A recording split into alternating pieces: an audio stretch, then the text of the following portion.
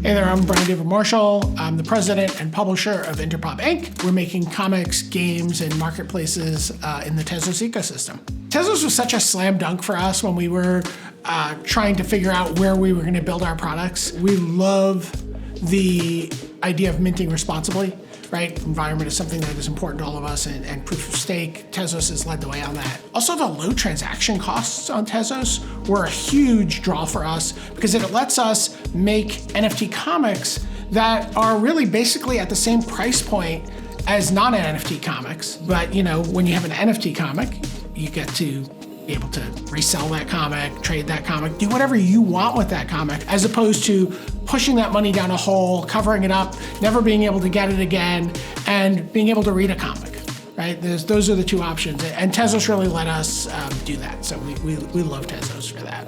I come from a paper games and paper comic background, right? I am what I call a paper curmudgeon. One of the things that just didn't make any sense to me about buying a digital comic or buying digital music or buying a digital book is that I don't own that thing. And that was what really finally clicked when I was first looking at the possibility of making a digital trading card game, making NFT comic books, was this idea that, oh yeah, this is what's been missing for me as a consumer from that digital experience, ownership.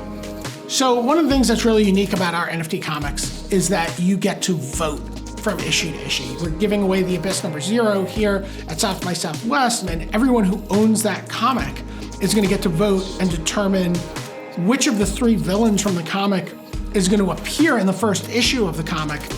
And that's really exciting to me. It's really exciting to me to launch a new title and to, from the very start, have fans really driving the editorial, to be able to look to that person and say, you own this comic, you get to say where the next issue of this comic book is going. You get to say what the cover is going to be. You get to choose a character design. You get to choose who's going to live or die and what shoes they're wearing when they do it. It is really powerful and not something that is implementable in other digital media right now.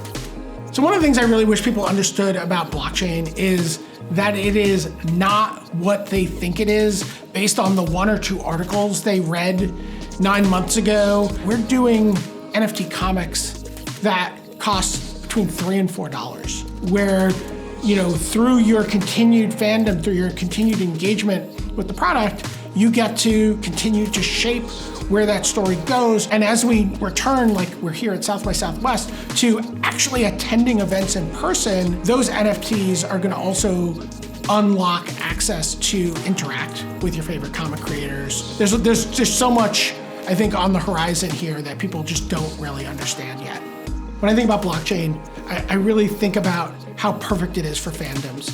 You talk about proof of stake, you talk about proof of work, whatever. For me, it is proof of fandom. You can say, not only do I own this comic, do I support this comic, I've helped shape this comic, I've helped tell this story, I've been able to have a seat at the table, and it's, to me, a very powerful tool for people who are fans of games and of comics, music, movies, books, everything. As someone who started out so curmudgeonly about this space, I've really just fully embraced it. And I think it is a remarkable way for the things that I've loved all my life to fully advance in the digital world.